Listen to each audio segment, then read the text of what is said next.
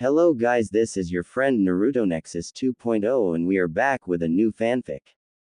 Which is what if Naruto got Harem with Haku x Kuratsuchi Part 1. And if you enjoy this fanfic then please give me hype instead of comment and subscribe to my channel for more fanfic like this. And now let's start the fanfic. As the longest, darkest night in Konohagacore's history came to an end, a flash was seen as a massive, 50-meter-tall fox suddenly disappeared. Near the site of the disappearance, a blond man in a shredded white haori can be seen lying next to a beautiful, motionless redhead. In his arms, a blond baby boy with 3 whisker marks on each cheek was sleeping peacefully. As the barrier around the ritual site faded, Hiruzen Sarutobi, the third Hokage of Konohagakure no Sato, approached the downed couple. Minato, what happened to the Kyuubi? Are you okay, my boy? Asked the previous Hokage. Hiruzen, I don't have much time left. This is my son, Naruto. I sealed the Kyuubi in him with the Reaper Death Seal. Please, keep him safe. Raise him with love and help him carry his burdens. Oh, my boy, why didn't you ask me to use that seal? The village still needs you. Cried a dejected Hiruzen. Each member of the Anbu detail could be seen shaking with tears pouring out from below their masks. One silver-haired Anbu was on his knees, wailing openly and crying, Sensei, Sensei please don't go. Not you too Sensei. Kakashi, don't cry for me. I protected my village, and my son. He is going to need you Kakashi. Be strong for him, help him and when the time comes teach him. As I loved you as my own son, I ask you to love him. In between sobs, the now known Kakashi swore an oath to the heavens, I swear Sensei. I will do as you ask. Minato looked back to Hiruzen, Hiruzen, I am fading. Please old man, fight for my son. Protect him. A lot of hate will be aimed at him from inside and outside the village. He should be seen as a hero. Please, old man, protect him. Rely on my and Kushina's friends. I have faith in them. With the last of his willpower, Minato rolls back on his side and embraces Kushina. With a final kiss to her lips, Minato's soul is finally pulled into the stomach of the Shinigami. As the shock faded, Hiruzen stumbles over to the baby swaddled in Minato's arms and picks him up. Dog, Soru, please secure Lord Fourth and Lady Kushina. Everything you saw here is an S-rank secret that is not to be spoken of. Take them to the tower and secures their bodies. Later in the council room, Hiruzen enters the council chamber still holding Naruto to see all his clan heads assembled on his left. Their clothes are dirty, singed and clearly displaying signs of the battle that just drew to a close. He nods his head to the clan heads as an incessant racket draws his attention to the other side of the room. On the right, the civilian council is present. It should be noted that they are all in their fine dress that is perfectly clean. After all, they were all escorted to their bunkers early in the battle. As soon as they notice the third Hokage, the noise starts to fade. To the rear of the Hokage chair, 3 older people can be seen. These are the village elders. Homura Mitokado, Genin teammate of Hiruzen, is an old man with a long face, glasses, a gray chin-wrap beard and wild gray hair. Kaharu Udatane, also a Genin teammate of Hiruzen, is an old woman with narrowed, downcast eyes and a permanent frown. Finally, is Danzo Shimura, longtime rival of Hiruzen. He has jet black hair and an X-shaped scar over his chin.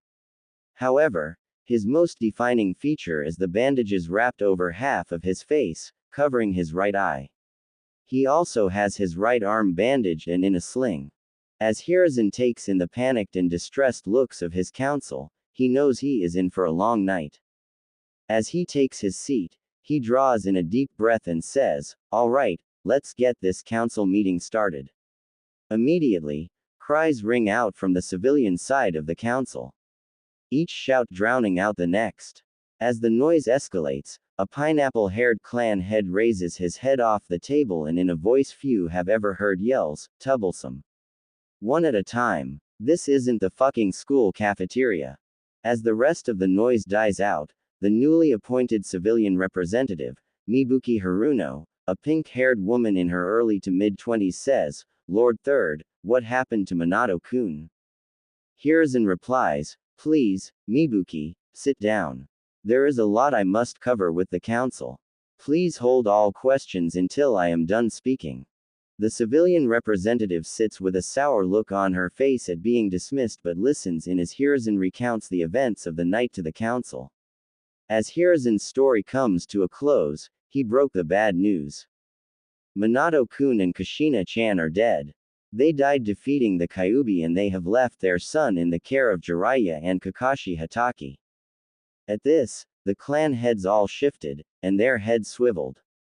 Finally, Hiashi Hyuga speaks up, "Lord Third, are you saying that boy there is Minato and Kushina's child?" "Yes, Hiashi. This is Naruto, the heir of the Namikaze and Uzumaki clans." The Hyuga head replies, "Lord Third, Minato and Kushina were dear friends of the clan and Hitomi-chan. Naruto should be raised in a set household, not in the care of Lord Jiraiya and a teenage boy." This riled up the clan heads, many proclaiming their friendship to Minato and saying they would also like to raise the boy. After a minute, Hiruzen called for silence and said, "Hayashi, I appreciate your friendship with Minato, but I cannot show favoritism to one clan. Young Naruto was bequeathed to Jiraiya in their will, and I bore witness to Minato asking Kakashi to help raise him during his final moments." Hiashi bowed his head and sat back down.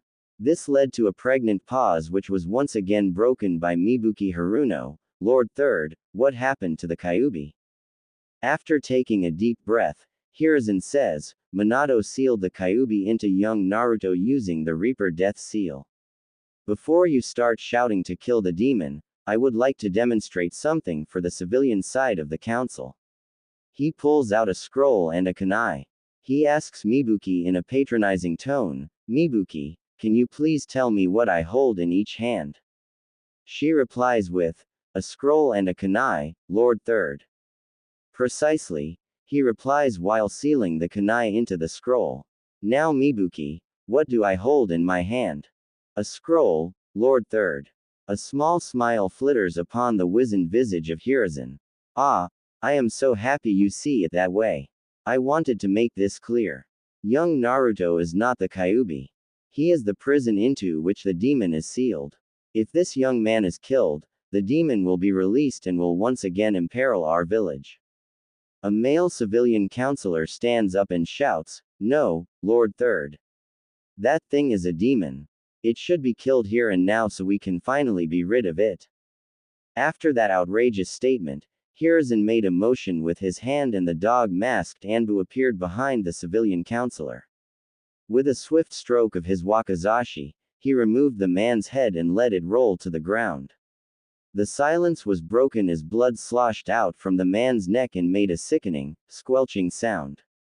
Two Anbu descended and picked up the remains. Hiruzen took this as his cue to issue a warning. "My fellow council, listen up because I will not repeat this." This silence in between his sentences was deafening as the man radiated a killing aura that caught the attention of shinobi and civilians alike. "Naruto is under my protection. I swore to Minato as his final wish that the boy would grow up safe in a village that will see him as the hero he is." As his eyes swept the room, many of the civilian council looked down, not meeting his eyes. The shinobi met his gaze proudly, with slight nods of their heads confirming that they were with their newly reinstated Hokage. Behind Hiruzen, Danzo made a slight shift and narrowing of his eyes. "Let me close this meeting, it has been a long night and all of us have family and clans to check on. I will be relying on each of you to fill out damage reports, prioritize key infrastructure and needs. We will need to work together to rebuild our beloved village and protect it.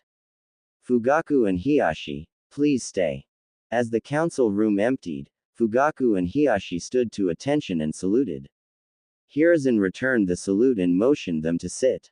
"Fugaku, with over a third of the western village destroyed and the wall collapsed, I will need the police now more than ever. I also ask you, Hiyashi, to provide support to the Uchiha until our defenses have restabilized. Fugaku begins to reply with, Lord Third, the Uchiha can. Enough Fugaku. Your rivalry be damned. Every man and woman that can help rebuild and protect the village is needed now. I ask you to work with Hiyashi to make sure our village is secured. Yes, Lord Third, says Fugaku with his head bowed. It will be done, states Hiyashi with his typical, unreadable impression. Thank you. Now I know both of you will want to help with young Naruto-kun. I will invite you to a meeting to discuss his future once this madness has settled. In the meantime, he will stay at the Sarutobi compound. As the two leave the room, Hiruzen sighs and takes out his pipe from his robes. He lights it up and takes a deep drag as he looks down on the infant in the makeshift cradle. I promise, Minato and Kushina. Your sacrifice will not be in vain. 2 weeks later in the Hokage office. Hiruzen sits down in his leather chair behind the Hokage desk with Naruto laying in a cradle beside his desk. His visage peeks through stacks of paperwork as he looks out over those in attendance. The three elders were seated on the right side of the room with Hiyashi and Fugaku seated on the couch in front of his desk. On the back wall, a massive, middle-aged man with long, spiky white hair and a hishiate with the kanji for oil inscribed on it. He is wearing a red overshirt with a gray undershirt, metal arm bracers and gray pants finished with wooden geta sandals. This is one of the legendary Sannin, Lord Jiraiya of Mount Mayuboku. To his right is a beautiful woman who appears to be in her mid-20s that has beautiful honey eyes with a purple diamond in the middle of her forehead. The green overcoat opens to reveal a white shirt that provides just enough cleavage to make all men struggle to keep their eyes up. She is leaning against the wall with an impassive expression on her face and her arms crossed across her ample chest. After summarizing the events of October 10th for the Sannin and getting a report from Fugaku on village security and the progress of the wall rebuilding, Hiruzen addresses the room. Thank you for your help over these past 2 weeks. Much has been done and there is much to do. Tsunade and Jiraiya, thank you for returning to the village on such short notice. I wish it were on better terms. Jiraiya gets a goofy grin on his face and says, sure thing, sensei. After that, his face turns serious and he says, now, can we talk about my student's child, please? Yes, Jiraiya, I was getting to that. Minato and Kushina left young Naruto to your primary custody, Jiraiya. He also asked Hitaki Kakashi to assist in raising the boy. Sensei, I know why Minato gave me that responsibility, but I cannot possibly accept. I have my duties outside the village, not to mention my spy network. With Konoha in this state, it is more important than ever that we stay ahead of the threats. Tsunade makes a tisk sound and snaps her head away from Jiraiya in disgust. The pain she feels just from being in this god-forsaken village has her at her wit's end. Now she must put up with her perverted ex-teammate. Unbelievable. Danzo cuts in before anyone can respond. I agree with Jiraiya. We cannot recall him to the village at this time. His intel has been instrumental in preventing many threats to Konoha. I ask that the child be put in my care, where I can train it properly. All faces in the room hardened as Hiruzen steps in. Danzo, I know that the roots of the great tree need to be kept, but if I hear you refer to young Naruto in that way again, I will be finding a new groundskeeper. He takes a drag on his pipe and exhales. This child is to be raised in the light, with the help of the people in this room. Hiyashi and Fugaku made an almost imperceptible shift and looked on excitedly. He continues, my plan is to have Naruto raised on the Namikaze estate. I have already assigned Tsubaki Sarutobi, a wet nurse and caretaker of the Sarutobi clan, to raise Naruto in his family home. As you all know, his existence as of now is only known to the council and is an S-class secret along with his Jinchuriki status. After taking a deep breath and another drag, He continues, I plan on the child's formative years being hidden in the Namikaze estate. Once he is old enough, each person in this room will be able to take part in his development and training. Yes, before you ask, even you Danzo. He chuckles and finishes with, you have many good things to teach, old friend. When the time is right, I will let you teach young Naruto and help form him into the shinobi we all know he can be. After an admittedly stunned silence, Tsunade says, Sensei, I will stay until his first birthday. After that, I am out. The pain this village brings me is too great, but I owe Kushina at least that much. Koharu chimes in, Hiruzen, you know how I feel about that, child. I will not be around it any more than need be.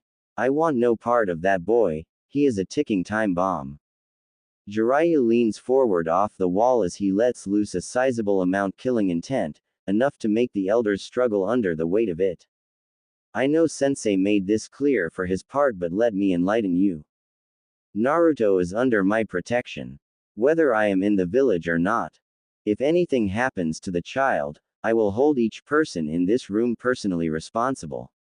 He lets off a bit on the key and continues, I have inspected the Shikifuan seal, and I will say that it is the strongest and most intricate seal ever placed on any of the Jinchuriki.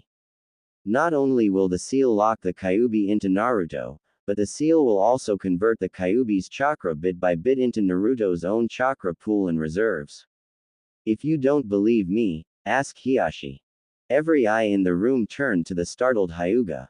He activated his Dujutsu and scanned Naruto, it is as Jiraiya says. Around the seal, I see small fragments of red chakra circling through the seal and turning into the natural blue chakra that we all have. Naruto's chakra does have a deeper blue look to it, but I think that is because of its potency. Another note, Naruto's own chakra reserves at 2 weeks old are already equal to most academy students. A gasp flittered through the room and a gleam appeared in Danzo's eyes. This could be the greatest weapon in the entire elemental nations. I need to have this child, but Hiruzen would never allow it. I cannot believe the fire that has returned to his eyes. If I cross him, I will not survive the fallout. For now, I will try to get access to the child so I may observe firsthand, thought Danzo. Danzo looks at the Hokage and asks, Hokage-sama, what is the plan for the child? Surely, he will need to become a ninja to learn to control the Kyuubi. If he doesn't learn control, the beast could take advantage of that and escape. Hiruzen looks at Danzo, then at each of the others around the room. I plan on Tsubaki raising Naruto in secrecy until he is ready to become a shinobi. I will give each person in this room access to the Namikaze compound so that you may each visit Naruto. I would hope that with the right guidance, we can instill the will of fire into young Naruto and secure Minato's legacy and the future of our village. Tsunade chimes in, Sensei, Kushina would have wanted Naruto to have a normal childhood with friends, unburdened by the darkness of shinobi. I know, Tsunade, but no matter how you look at it, Naruto is not normal. Furthermore, if his existence is made known, then we will have assassins from Kumo and Iwa looking to finish off Minato's legacy. Those grudges run deep. If we can keep him safe on the Namikaze estate until young Naruto starts at the academy, then we will have a much better chance of keeping Kumo and Iwa off his trail. At this point, Hiashi steps in, Lord Third, what if the child is raised under the name Uzumaki and then when the time is right, and the child is strong enough, we can announce his heritage. This would allow us to bring Naruto into the public and possibly create friendships with the other clan children. He will be watched and protected by the shinobi families while creating bonds that tie him to the village. That is an interesting idea. Kushina had her fair share of enemies as well, though, and the Uzumaki name may still attract the attention of Kumo. Jiraiya decides to put in his 2 cents. Sensei, I will be able to stay ahead of any of that. We can provide a better life to Naruto. Furthermore, if we play the Uzumaki name off as a common, orphans, name, then that would allow Naruto to be raised normally. We would of course tell him about his heritage, along with the trusted few clan heads who are loyal to Minato. This would keep his self-identity intact and protect him as much as possible. That is an interesting idea, Jiraiya. If the Uzumaki name reaches Kumo, I expect you to do some counterintelligence work and make sure they believe the orphan story. I believe that is all for this meeting. Please return to your duties and aid with the village recovery. 3.5 years later. 3 years passed in a flash for Naruto, Tsubaki and surprisingly, Tsunade. The vibrant ball of energy had brought so much light to every person he met. Tsubaki and Tsunade had started teaching Naruto to read after he complained that he couldn't understand of his, 2-chan's, books a year ago. Naruto struggled to learn, but what 2.5-year-old wouldn't? Now, Naruto is often seen carrying around a wooden kunai and reading books like Intro to Fuinjutsu, by Uzumaki Mito, and The Coolest Battles of Shinobi History, by Rimuru Satoru. For his 3rd birthday, Jiraiya had given Naruto The Tale of the Gutsy Ninja, which inspired Naruto to profess himself a ninja and ask for a kunai. The next time Jiraiya showed up, he gave Naruto a box of wooden kunai. Aside from his reading, Naruto loved spending time outside on the training grounds of the Namikaze estate with his ba-chan, Tsunade. After the first year, Tsunade had decided that she would give life in Konoha one more chance. Her attachment to the hyperactive toddler only grew and earned smiles, laughs and guffaws from all those that witnessed the unique relationship. Jiraiya and Hiruzen were ecstatic to see the light return to Tsunade's honeysuckle eyes and a smile to return to her face. The time she spent with her brat was filled with laughter, Naruto playing shinobi and Aunt Shizune trying to keep Tsunade from throwing Naruto over the Hokage mountain. After a year or so, Tsunade decided to return to Konoha Hospital when she wasn't spending time with her last living relative. She was appalled to find out how much the standard of care had fallen. She then got the 3rd Hokage to approve remedial training for all certified nurses and doctors at the hospital. She led the physical and medical retraining and became feared for her quick temper whenever she saw a negligent mistake. One day, she brought Naruto to a training session and introduced him as Naruto Uzumaki. The little blondie was running around in between groups of medics who were practicing their Areo ninjutsu. He would fake his own injury and yell for the medics. Somehow, he found the fake blood packs and was covered in the fake blood. The medics fell in love with the little blonde ball of sunshine and started treating his wounds. Tsunade walked up to a group of female medics and doctors cooing over what looked like a mummified bundle of bandages. The only indicator that it was Naruto was the blonde hair that was peeking out over the tops of the bandages. The mummy training incident incited the hospital staff to nominate Naruto as their mascot. This, in turn, was how Naruto fell in love with training. He started showing up regularly for the morning workouts. Shizune, now officially confirmed as Tsunade's apprentice, would walk him through basic physical exercises. His endless energy basically guaranteed that Shizune was the one that left training tired. Once Shizune was tired out, Naruto encouraged the other medical personnel to help them finish their workouts. This was the brilliant start to Naruto's public persona. Today, Naruto was extra excited because he was invited to a birthday party for the first time. Despite Naruto getting to meet Jiraiya, Tsunade, Hokage Jiji, the weird old mummy guy, Hiashi and Fugaku, he has yet to meet and play with anyone his age. That is why today was an ultra special, super important occasion to Naruto and he was pestering Tsubaki and Tsunade to make sure everything was perfect. Okay, Ba-chan.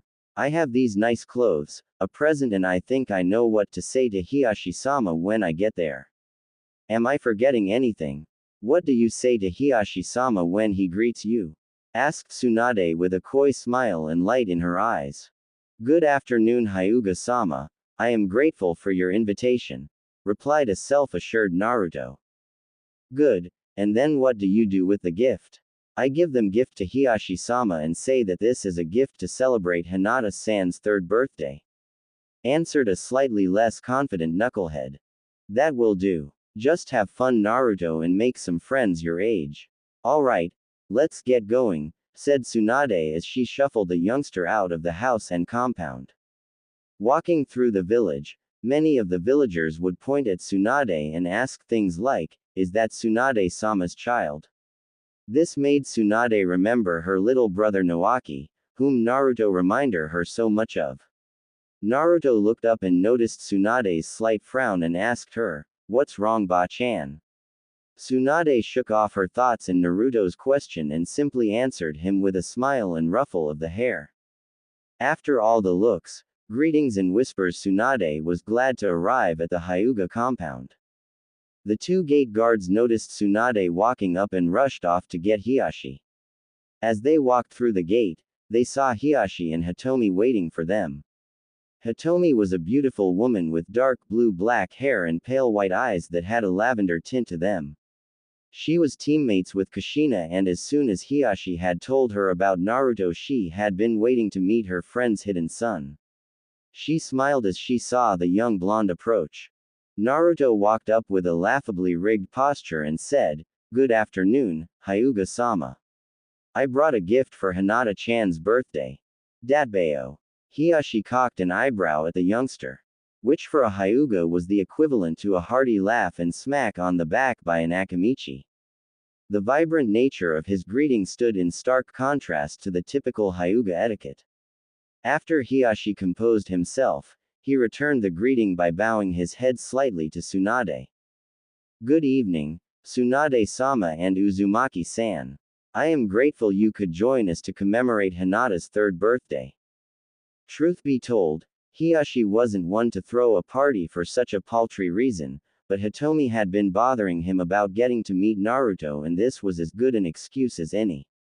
"I apologize, but I have to head to the Hokage Tower.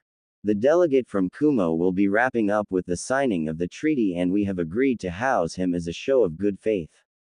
Tsunade waved him off and said, "I am surprised you would let him stay here. Have a safe trip and we can share some sake when you get back." As Hiyashi walked out of the compound with his brother and personal guard, Hitomi ushered the duo into the compound's courtyard, where laughing and talking could be heard from the front gate. Naruto noticed how big and fancy the Hyuga compound was compared to his parents' house. It was modeled after an old Japanese architecture that was simple, yet elegant. As he approached the courtyard with Tsunade just a step behind him, Naruto spotted the birthday girl. She was a small little thing with dark blue hair cut in a Harem style, mousy face and a small build. She was wearing a formal lavender kimono that made her look like a proper little noble toddler. Naruto walked up to her and kicked off the conversation with a gigawatt smile. "Good evening, Hinata-san. My name is Uzumaki Naruto. Thanks for inviting me to your birthday party. I brought a present for you." The girl was stunned by his outgoing behavior and immediately blushed, looked down to the ground and kept touching her index fingers together. After a moment, she looked up slightly and replied with, "Thank you for coming to celebrate my birthday. It is nice to meet you, Uzumaki-san. My name is Hyuga Hinata. Please put your present over there with the others." She pointed to a pile of presents and smiled shyly. She was then pulled away from the conversation by another Hyuga that looked slightly older than her and had a much more rigid posture and face. After Tsunade took Naruto to get some food, they sat down at a table with a man with 2 diagonal scars on the right side of his face that had his hair done up in a spiky ponytail. He was sitting next to a similar and smaller version of himself. They both had an extremely lackadaisical posture that seemed to say, "Please don't be too troublesome." As Naruto sat down, the older of the two perked up and met eyes with Tsunade. Their silent conversation confirmed that this was Minato's son, whom Shukaku had been waiting eagerly to meet. He was the 4th Hokage's Jonin commander and was very close to Minato and Kushina. In fact, he was one of the only people that knew when and where they were going to have the baby. The events of that night had plagued his nightmares. There was just a piece of that puzzle that Shukaku couldn't figure out. They had taken so many precautions, how did it all go wrong? Shukaku was pulled from his reflections by the loud and proud greeting of Naruto. Shukaku put on a smile and answered the vibrant blonde with, "Good evening, Naruto. My name is Shukaku Nara, and this is my son Shikamaru." Shikamaru had noticed his dad perk up in the immediate drift of his father's train of thought. He looked to his dad and then offered his hand to Naruto. The two sat next to each other and talked while Naruto ate. Let it be known that all Tsubaki's attempts to teach Naruto table manners had not yet taken effect. After Naruto finished eating, he and Shikamaru went off to play with a group of kids. As the evening progressed, Naruto had met a bunch of the clan heads, children, not that he knew they were clan heirs. His vibrant nature and boisterous personality rapidly got him nominated as the leader of the group's games. They played ninja, tag, hide and seek and even a ninja game that involved the kids trying to throw wooden kunai through holes of different sizes. During these games, he met Ino Yamanaka, Choji Akamichi and a feral-looking boy named Kiba. Eventually, Hinata and Neji had come and joined the group to play. The adults had been looking on with smiles on their faces. Tsunade, with sake in hand, wore a proud smile and a wistful look in her eyes. A group of 3 males stood casually next to each other while watching the children play. In this group was Shukaku and his friends Shuza Akamichi and Inoichi Yamanaka. Shuza is a big, burly man with long red and spiky hair. He towered over his 2 friends as he wore a formal black kimono with the Akamichi clan crest emblazoned over his heart and on his back. Inoichi Yamanaka is a slender man with a narrow face, emerald eyes and sandy blonde hair. He had a faraway look in his eyes as he watched the children. Inoichi broke the comfortable silence with, "He is a natural leader, just like Minato." Shuza chuckled and drank some of his beer. "Indeed he is. He is the spitting image of Minato. Although I see a bit of Kushina in him. Especially in that wild personality of his." Shukaku chimed in with, "Maybe more than a little bit of her personality. I think it may get to be a bit troublesome." The group turned as they heard a full-blown feminine laugh from behind them. They turned and greeted Tsunade, who simply nodded and said, "You have no idea." They continued a friendly conversation while watching the children's antics. As the evening drew to a close, Hitomi had invited Naruto to stay the night. She said that Naruto could stay in Hinata's room. Neji would be there as well so nothing untoward would happen. Come on, who could ever think about 2-3-year-olds doing anything of that nature? Formalities be damned, she couldn't get enough of Naruto and the effect he was having on Hinata. After Hinata's initial wave of anxiety, the blonde had done more to get her out of her shell in 4 hours than the whole Hyuga clan had done in 3 years. A drunken Tsunade had accepted her offer and headed back to the Namikaze estate to let Tsubaki know. They had bathed the kids and placed them in Hinata's room with some extra futons. The kids had fallen asleep almost immediately. As the whole estate went to sleep, aside from the patrols, Naruto's dreams began taking an ominous turn. He started to roll and shift around on his mat until he woke up and went to look for some water. As he was returning from the bathroom, he noticed that Hinata's door was open. He couldn't shake the ominous feeling from earlier, so he was on guard. He reached in his pocket and pulled out his wooden kunai and creeped to the door. When he entered, he saw a man in all black tying up Hinata and Neji slumped against the wall, bleeding from his head. After a moment's panic, Naruto screamed as loud as he could, "Get away from Hinata-chan." As he screamed, his eyes flickered red and he jumped at the startled intruder. The man would regret not taking him seriously as a wooden kunai ended up lodged in his eye. The man then grabbed Naruto and said, "Die brat. Damn you." He chucked Naruto through 2 walls into the Hyuga's courtyard where he slammed into the fountain and passed out with blood coming from his head. The man then grabbed Hinata and began to run but was surrounded by a group of Hyuga guards and Hiyashi. Hayashi scowled and stated in an ice-cold tone, "You will put my daughter down and come with us or your life is forfeit." As he finished saying this, Hitomi slid through the group of guards with a speed and grace of water and then began to strike the man rapidly from his blind spot. 8 trigrams, protection of the 64 palms, she intoned with an icy chill as the man began to crumple to the ground. The girl he was carrying over his left shoulder had stopped him from reacting in time. As he fell, he dropped the struggling Hinata. He lay face down in the dirt, in too much pain for him to use the suicide syringe he had brought for this exact reason.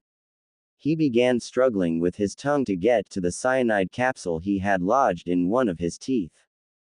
Hiyashi, with his Byakugan activated, saw this, dashed to the man and flipped him over.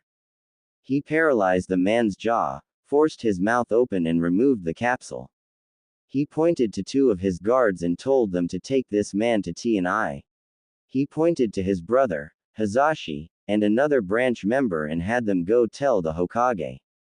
It was at this point that Hitomi processed Naruto's crumpled form on the fountain.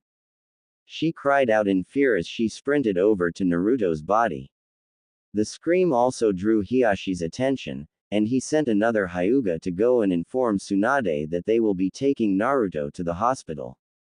Hiyashi gently pushed aside his wife and daughter that were kneeling over an unconscious Naruto and scooped him up. His heart was overflowing with gratitude and apprehension as he raced across the rooftops with an unconscious Naruto. Aftermath of Hyuga incident. Naruto woke up with a massive headache, feeling like his whole body was aching. He tried moving his left arm but was unable to. Something big, soft and attached to something heavier was stopping him from moving. As he opened his eyes and cleared his blurry vision, he saw his Ba-chan was slumped over the bed with his arm secured between her 2 voluminous mounds. He looked over and saw the flowers and, get well, cards from the Hyugas and medical staff. The sun was beginning to light up the village and peek through the curtains. He noticed that Tsunade was beginning to stir thanks to his movement and the beam of sunlight that found its way into her eyes. As she came to, she cleared the saliva from her chin and began to cry as her eyes met Naruto's. Naruto freed his arm and patted her head. "It's okay, Ba-chan. I'm okay." She cleared her tears and her honeysuckle eyes shimmered as the light bounced off the wet orbs. "You scared me, brat. You were out for a whole day." After a bit, Naruto asked about Hinata. Tsunade smiled and said, "She is fine, little hero. You saved her." Naruto's gigawatt smile lit up the room and he let out a deep breath. A nurse popped into the room and saw this. She waved over the rest of the nurses on the floor. Tsunade turned around and noticed 6 nurses peeking through the door at the heartwarming scene. "What are you looking at? Get to it," Tsunade playfully yelled as the nurse began her checkup and the rest of them scattered. After scanning Naruto with a diagnostic jutsu, the nurse couldn't believe it. Yesterday, Naruto had 3 broken ribs, a broken arm, a cracked vertebrae and a concussion. Now, aside from some residual injuries, the kid was fine. She asked Tsunade to check her work, just to make sure she didn't do it wrong. Tsunade confirmed her findings and told the nurse that the kid may have a healing factor and that she would conduct the tests herself. It was at this point the 3rd Hokage entered, and Naruto's confusion turned into another brilliant smile. "Good morning, Hokage Gigi. I am all better now."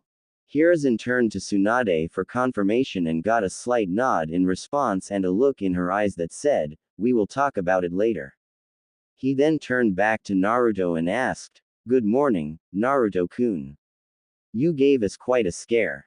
Are you sure you are feeling alright?" "Hi, Gigi. I am totally fine, especially since Hinata-chan is okay." "What happened to that bad guy?" Hiruzen chuckled at the boy's exuberance. "Yes, Naruto-kun, Hinata-chan is fine. The bad guy was arrested, and we are talking to him now. Don't you worry about that, just get better." "Hi, Gigi. I want to get stronger, Gigi. That man hurt me, and he would have hurt Hinata-chan. Please, Gigi. Train me, please. Hiruzen's smile fell, and he said, you are still young, Naruto-kun. Why don't you enjoy being a kid for now? No, Gigi. I want to get strong so I can protect my friends and take that hat from you. Please, Gigi. Just a little bit of training. I really want to be able to protect my friends. Besides, I can train and have friends and spend time with you and Ba-chan. Please, Gigi. The smile returned to Hiruzen's face, and he said, okay, Naruto-kun. Just a little bit of training. However, I still want you to be a kid and spend time with your friends. Hi, Gigi. I promise, replied an ecstatic Naruto.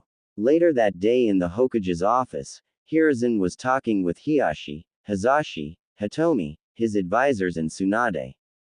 It turns out that the man was the head ninja of Kumo, the same man that was the ambassador for the peace treaty that was just signed. He had been tasked with kidnapping an unsealed Byakugan and returning with it to Kumo. If he were caught, he was to immediately commit suicide so that his death could be blamed on Konoha. However, the quick actions of Hitomi and Hiashi stopped him from being able to end his life. Now, he was interrogated via the mind-walking of the Yamanaka clan while he was kept asleep by a sleep seal that Jiraiya made for suicide risk T&I prisoners. Danzo opened the conversation. Hiruzen, this cannot be allowed to stand. This is a violation of the treaty we just signed. It is clear that the treaty was just a manipulation by the Third Reikage to trap us.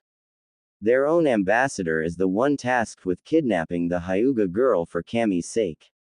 We should take this as an act of war. Hiruzen frowned. He knew he would get this reaction from his old rival. Relax, Danzo. It is not that I disagree with you, but we have just recovered from the Kyuubi's attack. We cannot afford to go to war at this time. Koharu nodded and said, war would not be beneficial. We are simply not in the right state to commit to a war with Kumo. However, we have a valuable political card here, Hokage-sama. We cannot afford to fold this hand either. Danzo cut back in. Is it true that the boy managed to wound the enemy shinobi with a wooden kunai? Yes, Danzo. Naruto was able to catch the kidnapper by surprise and lodged his wooden kunai in the man's left eye as he was tying up Hinata, replied an amused Hiruzen. Danzo nodded his head and simply said, impressive, for one so young. As the room agreed with Danzo's statement, Hitomi spoke up, Hokage-sama, if I may speak freely. Hiruzen nodded and Hitomi squeezed Hiashi's hand as she continued, the Hyuga and the Uzumaki are the clans affected. They attempted to kidnap our heir and, in the process, they harmed the sole heir of two clans. Murmurs of confirmation came from everybody, and Tsunade's face adopted a look of cold fury. However, it would seem that revenge may be out of our reach. So how about the next best thing? She asked. Looks of confusion erupted from everyone. Then Hitomi saw a twinkle in the Hokage's eye. Yes, Hokage-sama. How about public humiliation? That is what that proud bastard of a Reikage would hate the most. Hiruzen chuckled and he took a hit of his pipe. Ah, Hitomi-chan. Remind me to never get on your bad side. What does everyone think? I think we could talk to Daimyo-sama and get his help on this. Hi, Hokage-sama. They chorused. There was a slight frown on Danzo's face, but that lifted when he heard the next bit of news. Young Naruto woke up today and asked me for a favor that I am a bit hesitant to grant. He asked me to be trained in the shinobi arts so that he could get strong enough to protect his friends. Hiruzen said a bit resignedly. Danzo replied immediately, Hokage-sama, I volunteer to train the boy. You know that I have plenty of experience training shinobi from a younger age. I believe that I can get him trained. I have no doubt that you can, old friend. However, I do not want any of that emotional conditioning nonsense. Hiashi cut in at this point, Hokage-sama, the Hyuga clan owe Uzumaki-san a debt. I believe that training is the least we could do to repay him. Tsunade then broke into the conversation. I want a piece of him too. That kid has enormous potential, and he is already joining the medical staff for their morning training. Hell, the brat can keep up with most of my doctors.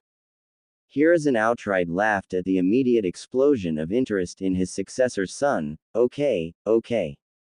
They say it takes a village to raise a child. The way I see it, young Naruto claimed his right to be my successor. I see that potential in him. However, I don't want to rob young Naruto of his childhood. We can create a schedule so that each of you can begin training him. Danzo, I am serious. None of your old root training and emotional programming. I will be keeping my eyes on the child's progress. I want you to teach him, in an appropriate manner, about the darkness of the shinobi world. We will handle showing him the leaf that bathes in the sun, and you have my permission to give him a glimpse of the roots of the great tree. Tsunade was bothered by this. She couldn't deny Danzo's effectiveness, but his methods were known to be brutal and damaging. Sensei, I know Danzo has a lot to teach. I would be lying if I said I weren't concerned about his methods. However, I will be watching him closely. My stipulation is that all training is to be done in the Namikaze training grounds. This will keep Naruto protected from prying eyes that would wonder why one boy is getting so much attention. Agreed, said Hiruzen as he once again saw consensus around the room. We will come up with a suitable schedule. I trust that Tsubaki has begun instruction of basic knowledge already. So, each of you will get 1 day a week to train Naruto. Since this is a group effort, what you teach will be known to the others. I will conduct annual progress reports with the boy. Anything else that need be discussed. With that, the meeting came to a close and Hiruzen sent a letter to the fire daimyo. Kumo's bad day. The third Raikage of Kumo was a proud man. His pride was the only thing that could eclipse his strength. So, when he was visited unannounced by the lightning daimyo, who came with a party of 100 samurai and 1 prisoner, he was in a rather foul mood. The mood soured further when he caught a look at the prisoner's face from his city's gates. The vein that immediately popped on the man's head was so pronounced that you could see his heartbeat through its pulsing. Behind him, his son and named successor, also named I, could be seen. He picked up on his father's foul mood and took a step back and stood in silence. When one's father was on the Biju subjugation squad and had fought the 8 Tails one-on-one and had subdued it with only a wound to his chest, one knows not to be around when said father is angry. Killer B, the third Raikage's adoptive son and vessel of the 8-tailed octopus, also backed up and gave his adoptive father room. As the lightning daimyo's entourage approached, I noticed the serious look of the entourage. The samurai took a ready stance when they saw the black lightning dancing off the third Raikage. The lightning daimyo had his men stand down since he was familiar with the antics of A. The daimyo motioned with his hand and the prisoner was brought forward. The previous head ninja of A's shinobi force wore a downcast look and sported an eye patch. He bowed his head, spoke out of turn and said, I am sorry, Raikage-sama. It was at that point that the black lightning exploded from A's body. He bounded forward and severed the man's head from his body. As the body fell lifelessly to the ground, the daimyo looked aghast at the behavior in the presence of a daimyo. The blood that spouted from the headless man splashed near the daimyo's feet. The lightning daimyo said, well, I had come to discuss the diplomatic ramifications of you creating a treaty, signing it and violating it on the same night it was signed. Now, though, that seems unnecessary. I hereby decree that any and all financial assistance from the Land of Lightning, as well as mission requests and funding, are suspended until the third Raikage, has been removed from office and replaced. I also expect a formal and public apology to Konoha to be made for violating the 5 nations' rules of neutrality. I will await the newly appointed Kage in the capital. That is all. The lightning daimyo ascended back into his carriage and the whole entourage turned back to the lightning capital. A deafening and palpable silence hung over the crowd as the lightning daimyo departed. The third Raikage looked frozen, as if he had locked up. His faces started turning blue and a slight twitching could be seen from his body. In his rage, his lightning chakra had gone out of control and caused his heart to start beating rhythmically. If anyone dared to approach him, they may have noticed. Instead, they all waited for the third Raikage to explode. Then they kept waiting, nobody wanting to make the first move and draw upon the wrath of A. However, after nearly 30 minutes, A's son approached and put an arm on his dad's shoulder. "Dad, we will work this." He never got to finish his sentence because the slight pressure from I's massive fist was the only force needed to push his now dead father over. Everyone gasped as the third Raikage fell, face first, dead on the paved road leading into Kumo. The carnage that followed left the land of lightning in a state of upheaval for the next 3 months. Eventually, I, the son of the third Raikage, was named the fourth Raikage of Kumo.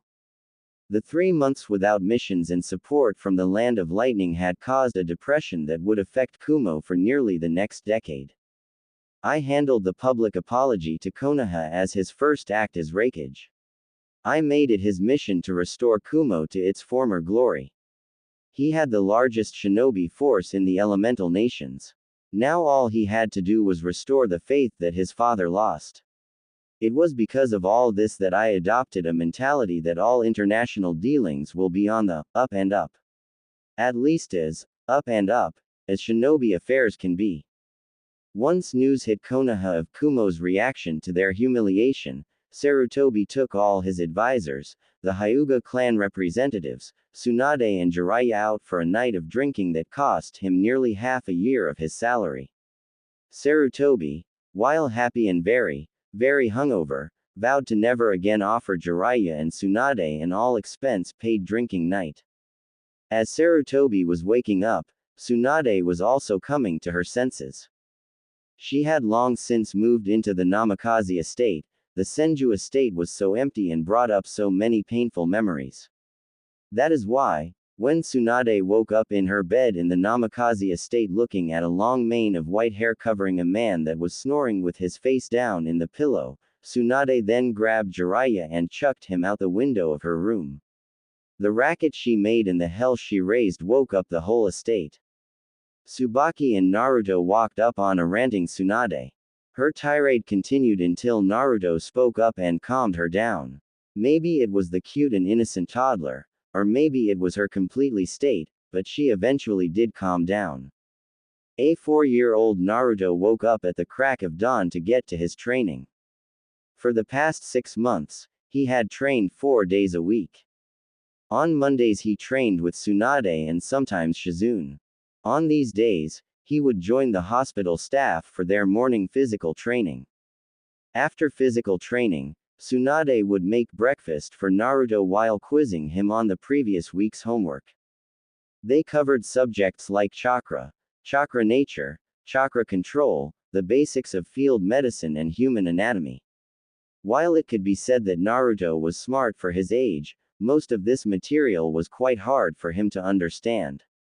He learned basic anatomy quick enough, and he knew how to treat cuts and basic wounds, but anything about physiology or internal medicine would clearly have to wait until Naruto was older. It was during this training that Naruto learned how to awaken and use his chakra.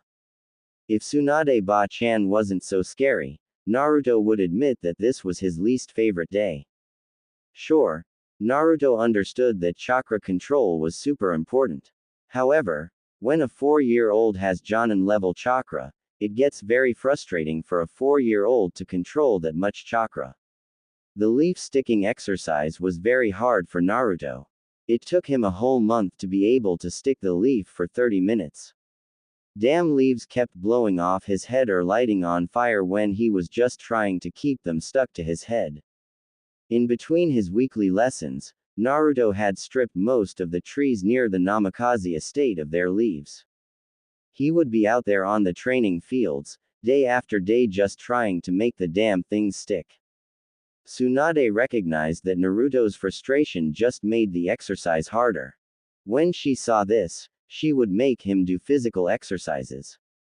Naruto did sets of 50 push-ups, diamond push-ups, pull-ups, squats, lunges, sit-ups and burpees, and then he would run around the training grounds 10 times. By the end of 6 months, Naruto could repeat these sets easily. He remembered trying to learn the tree walking exercise. He got frustrated so often that he ended up doing 12 sets of his usual workout in one day.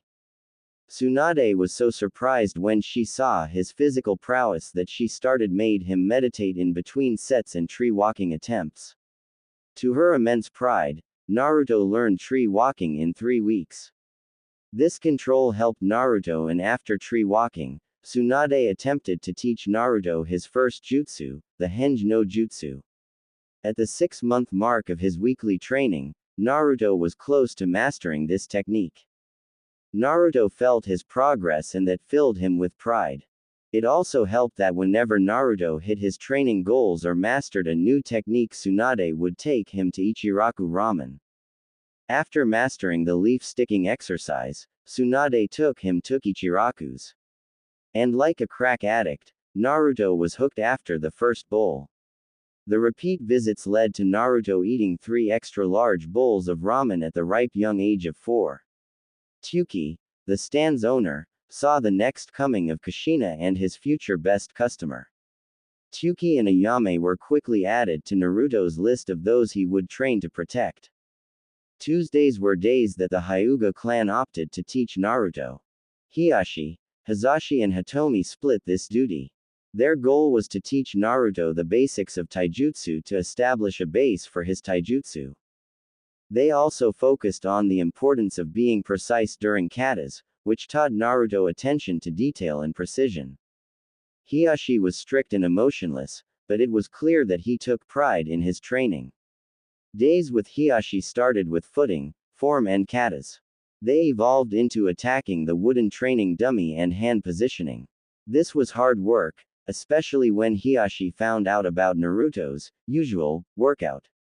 After that, Hiashi would make Naruto do 50 repetitions of one of his exercises for each mistake he made in his katas. This produced results in Naruto's taijutsu basics. On the days Hazashi taught, Naruto often got to spar with Neji. This served to motivate both, and a friendly rivalry was formed. Under Hazashi's strict tutelage, both boys dared not step out of line. They were evenly matched, despite Neji being nearly a year older. However, toward the end of the 6-month period, Hazashi had to admit that Naruto was pulling ahead in raw taijutsu. If Neji used the actual Juken, then Naruto would be defeated, but Hazashi did not want to start that type of sparring yet. Days with Hitomi were Naruto's favorite. Hitomi was kind, pretty and patient. She taught Naruto things like manners, etiquette and proper conduct. She knew this boy was going to grow into an important figure and didn't want him to be an ignoramus when it came to dealing with important people. The going was hard, but she could see the improvement. She also tried to bring Hinata whenever it was her turn to come. Naruto liked Hinata. She was nice, and she listened to him talk about whatever. After the first couple of visits, Hinata started getting more comfortable with Naruto. She would talk with much less stuttering. She stopped flushing whenever he looked at her, and she was even able to yell at Naruto once when he made a distasteful joke about her mother. Naruto was so caught off guard by a yelling Hinata that he immediately apologized profusely. The two kids had a good friendship, but Naruto made it his mission to break Hinata out of her shell. Wednesdays were weird for Naruto. The old mummy came on Wednesdays. Naruto initially needed Tsubaki present when Danzo was teaching because Naruto feared the gruff, bandaged man. He was super strict, emotionless and talked about stuff that made Naruto feel awkward. Naruto hadn't seen a dead person yet, so whenever Danzo-sensei had talked about killing, Naruto got wide-eyed and shy. The first 3 months Danzo kept the training topics lighter, talking about the importance of stealth and operating without drawing attention. Surprisingly, Naruto proved an effective study at stealth lessons. The child had no concept of suppressing his chakra, which made him a beacon for a shinobi of Danzo's caliber. However, the boy was surprisingly good at staying out of sight. Danzo also piggybacked on the chakra control lessons Tsunade was teaching Naruto. He tried to get the boy to understand the importance. He was forbidden from teaching him water walking yet because his chakra coils were not developed enough. However, he would have the boy do exercises and katas while sticking to the tree. He did this to teach him control and multitasking. At 4 months in, Danzo started bringing his personal bodyguards with him to training. These people were pale sticks in the mud. They never smiled, never joked, never did anything. All they did was spar with Naruto and teach him. After watching Naruto do the leaf sticking exercise with one leaf on each of his arms, legs, torso and forehead, Danzo noticed that the boy was starting to burn some leaves. This led him to test Naruto's chakra and find out that he had very high fire and wind affinities. Despite this amazing discovery, the training group concurred that it was too early to teach him any elemental jutsu. Even though the boy was a natural, all trainers felt like they should hold off, except Danzo. Finally came Thursday. This was Naruto's favorite day each week. This was Uchiha Day. Fugaku heard about the training of Naruto and knew that he had to take part in it. He focused on the boy's taijutsu, trap making and shuriken jutsu. Things like physical activities seemed to motivate Naruto and he soaked up the knowledge like a sponge. Fugaku couldn't help but be proud of Naruto in Minato's stead. He would bring over Itachi, who had just entered the academy and was on track to graduate early. He also brought Sasuke, a very kind but competitive boy that was Naruto's age from the Uchiha clan. Sasuke liked these days because his dad would actually train him and Itachi would train with him as well. He was frustrated and motivated by the fact that he had never beaten Naruto. In fact, over the 6 months Naruto had started to lap him in progress. Although Fugaku knew that it wasn't fair to compare the boy's due to Naruto's other trainers, it still brought a frown whenever he thought his boy was being outdone. On the other hand, Naruto had never beaten Itachi. In the beginning, Itachi had walked right over Naruto. He was better in every shinobi art, a true Uchiha. By the 6th month, Itachi would have to admit that the boy who was 3 years younger than him made him have to try. Itachi was being pushed in a spar by a 4-year-old Naruto. The boy was slightly slower than him, but Kami was tricky to fight.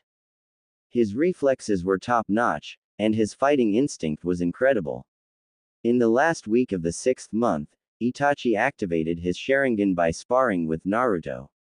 Despite Itachi only being 8, he was now the youngest Uchiha since Madara to activate his Sharingan.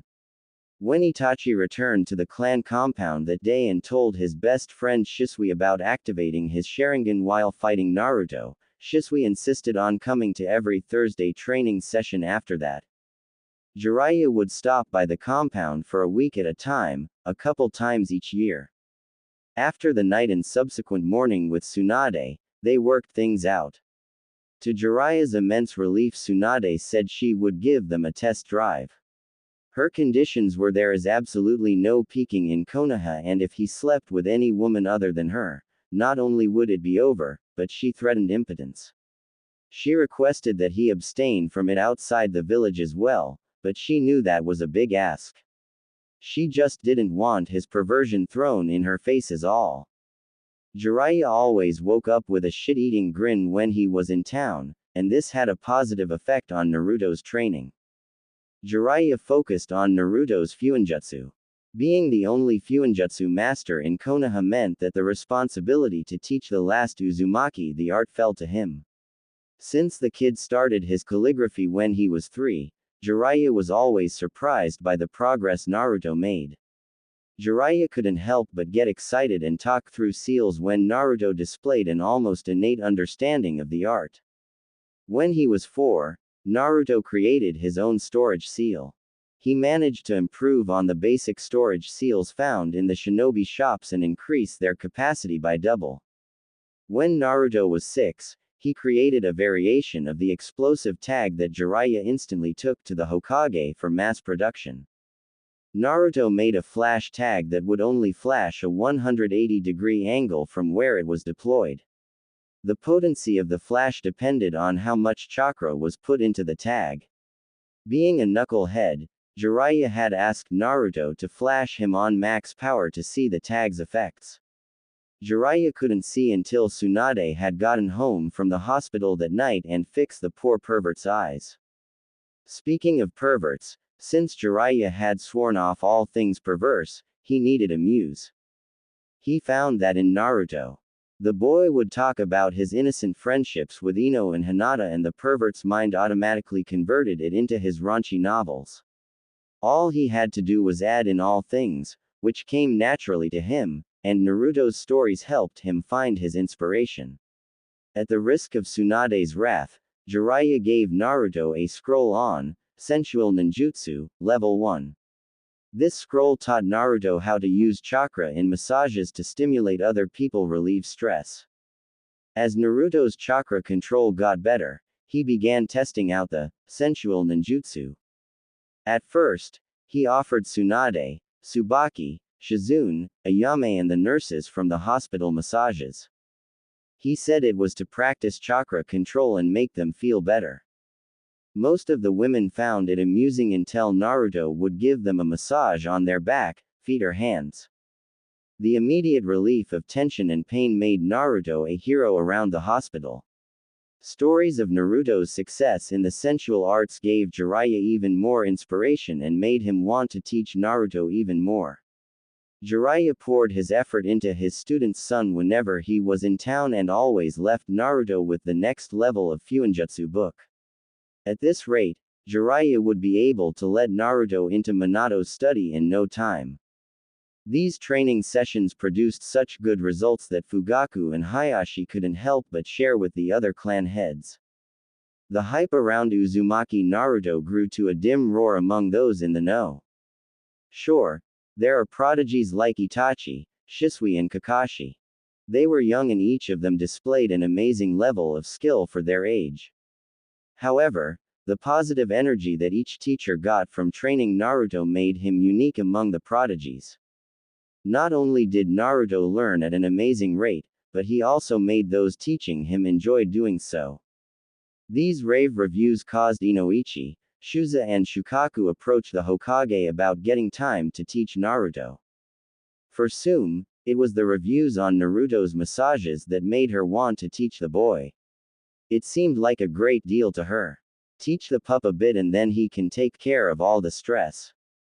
To the Hokage's amusement, all requests to teach Naruto came in on the same day. He couldn't help but chuckle. This resulted in Naruto's playdates turning into impromptu training sessions with various clan heads and heirs. Naruto's free time. The rest of the week were rest days for Naruto. Although Tsubaki still made him study on these days, it was his time to relax, recover and be a child.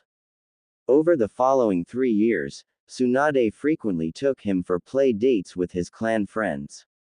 She preferred to have the kids come to the Namikaze estate since Naruto was still young and they wanted to keep him out of the public eye, but relaxed that standard after a while. All clan leaders and family members had agreed to keep Naruto's existence a secret. Whenever he was in public, he was referred to as just Naruto. No clan name was ever said out loud, in case nosy ears were listening. This worked well because there was not a single attempt from the villagers, or outside shinobi, to attack Naruto. So, after a while, Tsunade and Tsubaki began accompanying Naruto to the other clans, compounds or out to parks. He developed relationships with each of the clan children. Aside from the pre-made friendships between the Shikamaru, Ino and Choji, Naruto was the link that bound the clan kids together. Naruto was the ringleader of the boys. He would always partake in the games, choose where they should go, kept the conversation fun and flowing. Not to mention that he even made the lazy Nara enjoy running around and playing. Kiba loved roughhousing with Naruto and running around the woods in the Inuzuka compound with him. Choji loved the trips to the barbecue or ramen stand. Naruto even got Sasuke into his friend group. The timid Uchiha child struggled at first, but Naruto never left anyone out. In time, Sasuke began hanging out with the boys even without Naruto present. Shikamaru enjoyed just talking with Naruto while cloud gazing. He even taught Naruto how to play shogi, which often led to the boys sitting on the porch while huddled over the shogi board.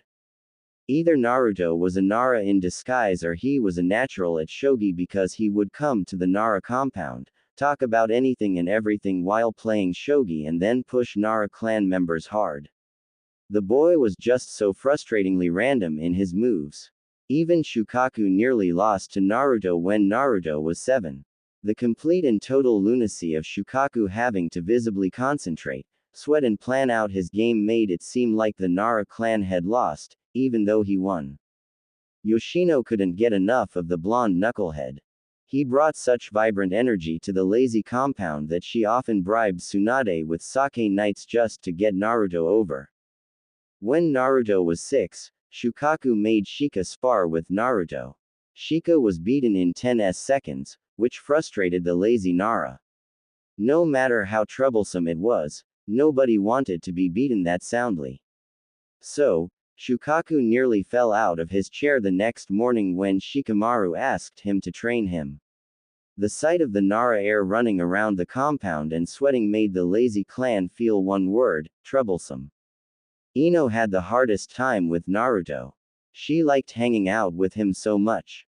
He was a fellow blonde, he was cute, he was funny, he was strong, and he always put his friends first. Ino loved that much about him. What was hard for Ino was that she wasn't allowed to talk about him or ask questions.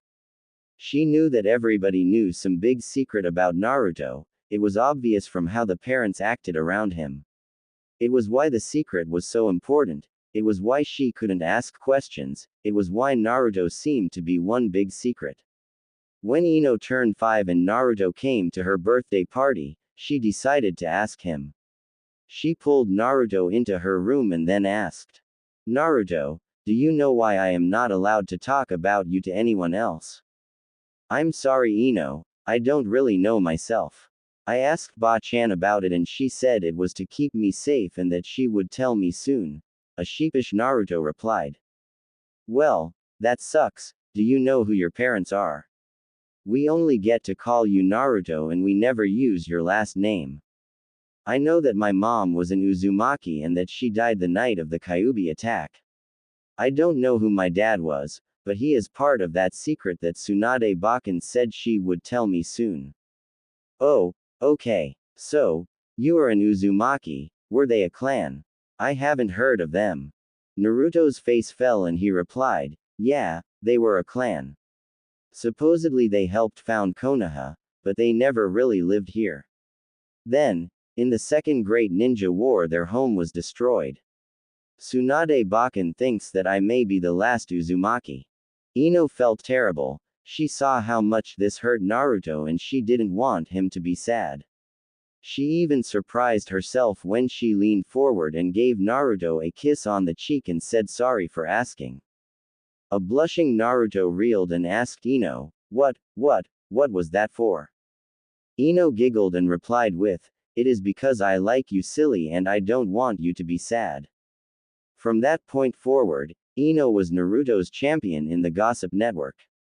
She kept an ear out to make sure nobody was talking about Naruto or spreading any information that shouldn't be out. Sure, she loved telling her friends how nice and cute he was, but she never betrayed Naruto's trust or told anybody his last name. She kept him on a pedestal in her heart as the truest standard of a friend. Meeting the fox. Naruto loved his life. He was almost 8 years old. Tsubaki had always been there for him, taught him and dare he say, loved him. Tsunade was another part of his family that Naruto couldn't live without. She kept him reeled in and bound to sanity. Naruto always found it amusing when Tsunade would pull him inside from a long day's training. She would throw him into the bathroom and not let him out until he was spotless. Her training was productive and made him feel in control of himself, which was quite a feat for an endless ball of energy. He has been meditating for almost 4 years now. This practice helped him process his training into easily manageable and digestible portions. It was during one such meditation session at the end of Naruto's training that Naruto went deeper than ever before. He was feeling his chakra and giving into its flow. He followed it from its origin, his heart, down and throughout his body. As he got caught in the flow, Naruto felt something pull on his conscious. As Naruto followed that pull and opened his eyes, he found himself in a hallway. One side of the hallway was illuminated in blue light. As he reached out and touched it, he immediately knew that it was his chakra. He could feel the flow. As he crossed the hallway, he paused in front of the red lighting. Once again, he knew it was chakra, but it felt different. As he reached his hand toward the red light, he felt the heat and immense energy it was emanating. When he touched the source of the red light, he felt anger and hate in something else. It felt wrong, like it was off balance. While this feeling scared him a bit, he decided to follow the hallway.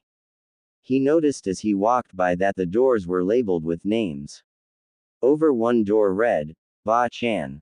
Out of curiosity he opened it and watched a memory of him and Tsunade learning water walking. That was only a couple months ago, but it played out for him like a movie. He was in his orange swimsuit, completely soaked from head to toe. Tsunade was standing out on the lake laughing at him holding her favorite bottle of sake. Ah, come on Ba-chan. There is something you aren't telling me. I can't seem to get this right. Last time, I created a tidal wave and this time I take one step and then fall right in.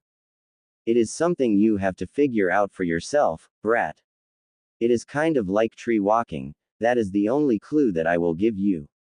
Naruto pouted for a bit, then got a devious smirk on his face. Are you sure that's all you can tell me Ba-chan? If you help me get this done today, I will give you shoulder and foot massages every day this week. Tsunade couldn't help but be proud of this bugger. Alright, brat. The thing is that water is not a solid like wood. Therefore, the chakra flow cannot stay fixed. You must fluctuate your chakra based on the depth and condition of the water. Try double what you did for your last attempt than just trying to stand on the water's surface before walking. Thanks, Ba-chan, said Naruto as he flashed his million-watt smile at Tsunade. After another few attempts, Naruto found the right flow and was able to stand on the water. Naruto focused on pulling himself out of the memory and stood in front of the door. This was surreal. Who knew he could meditate and review memories like this? As he marveled on this, he continued walking down the hallway. After a minute, he came upon a massive door, about 40 feet high and 20 feet wide.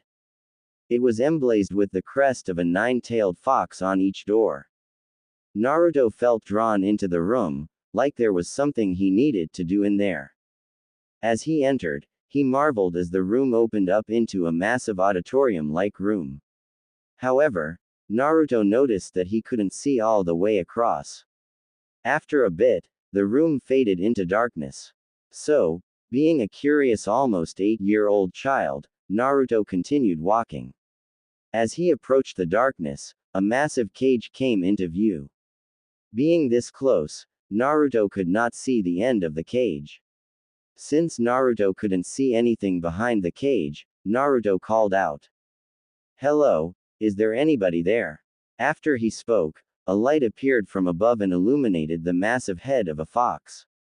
Its head was lying over its paws that were crossed under its snout.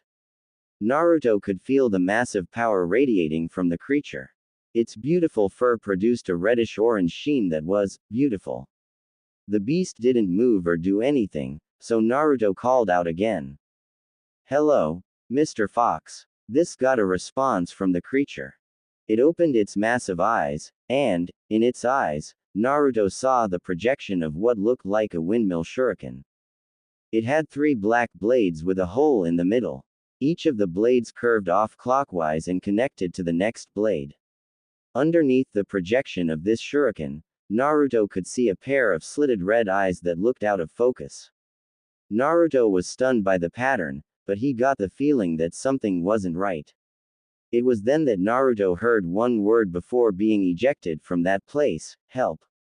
Naruto reeled and took a deep breath upon returning to the world. He couldn't believe what he just experienced.